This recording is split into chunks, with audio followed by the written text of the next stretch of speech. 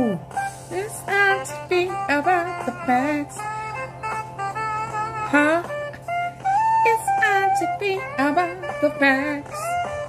Yeah. Time to be about the facts. Time to be about the facts. Time to be about the facts. What it do? What it do?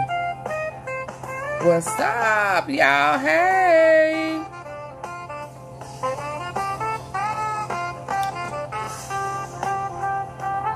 We on horn and tea tonight, huh? We horn and tea tonight. Auntie P, that didn't sound right, girl. Huh? Woo. So listen. Them young recruits, it's something bad and hard. It was a killing spree. I haven't done much research on it, so I thought it would be okay for us to try to see what's going on together. Since I've been kind of eating all day, you know what I mean? I'm tipping about the facts. I'm tipping about the facts. I'm tipping about the tea and facts. I'm tipping about the facts. Ooh. The tea and facts. So it says 13-year-old is charged with murder. I know that little boy wasn't 13 years old. Oh, 18. What in the world? It's terrifying to my mind that even a 13-year-old would even be out here doing.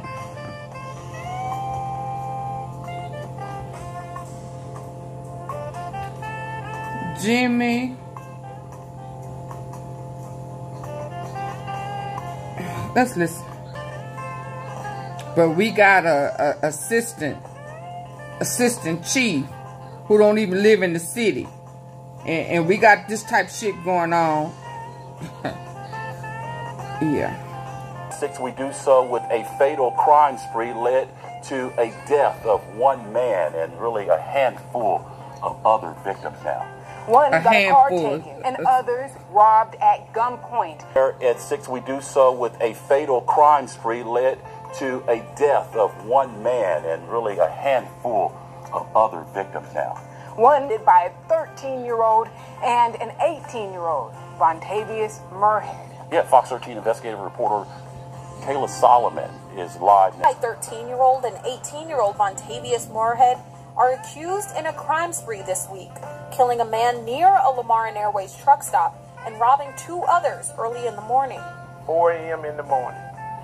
What in heck? 4 a.m. in the morning. Out at 4 a.m. Where they mama? Now facing first-degree murder, Daddy, theft, and armed robbery charges. Police say he admitted to the armed robberies and to driving the car during the homicide. But Fox 13 Investigates found court records that show Moorhead has had other recent charges. Police he admitted it, so he bold. A stolen car in May with a stolen gun and drugs inside.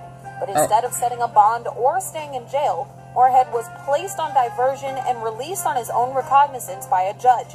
Out on the streets before this crime spree. Right, and that chase ended here in this Oak Haven neighborhood. This is ultimately where that car came to a stop, and they led police on a foot chase. But we found out that that 18-year-old suspect, Vontavious Moorhead, had previous felony charges on his record.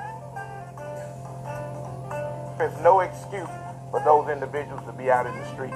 2 teens, one an identified 13-year-old and 18-year-old Vontavious Moorhead, are accused in a crime spree this week, killing a man near a Lamar and Airways truck stop and robbing 2 others early in the morning. And the chief and the assistant chiefs. What in heck is he doing out at 4 a.m.? Moorhead is now facing first-degree murder, theft, and armed robbery charges. Police say he admitted to the armed robberies and to driving the car during the homicide. But Fox 13 Investigates found court records that show Moorhead has had other recent charges.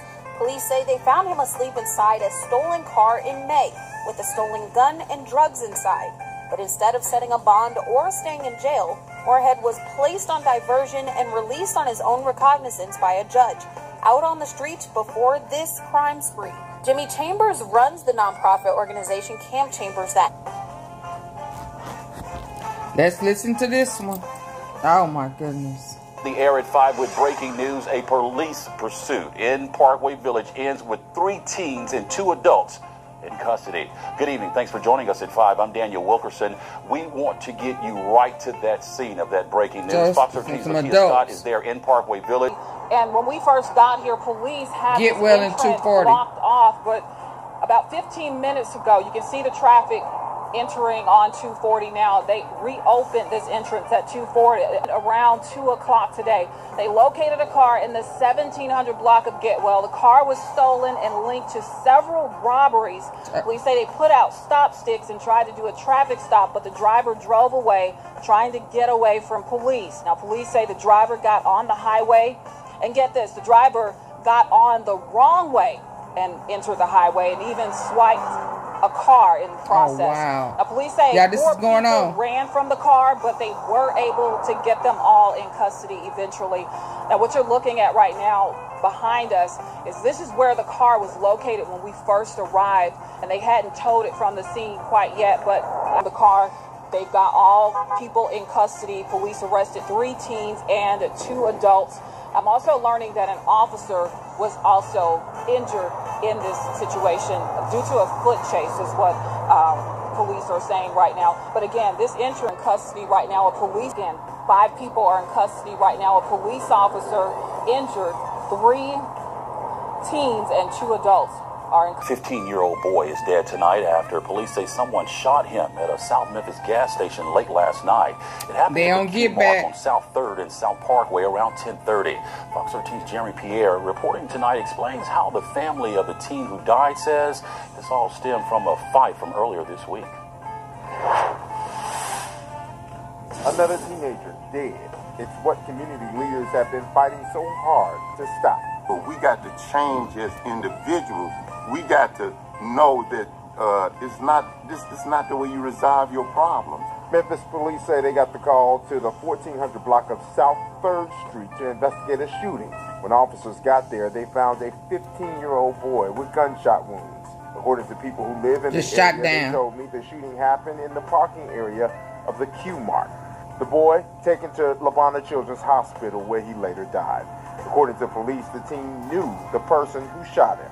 We got to make sure that we as Christians, we as community leaders, we as the leaders in the politics from the top to Chief Davis, from the mayor, everybody, we got to stop talking so much and let's get into action. Yeah, but stop having your boyfriends and lining their pocket and not doing nothing for the streets. On the 4th of July, they say ever since that fight, things have been tense. Early on in the investigation, police did not release any information on the shooter in South Memphis. Jeremy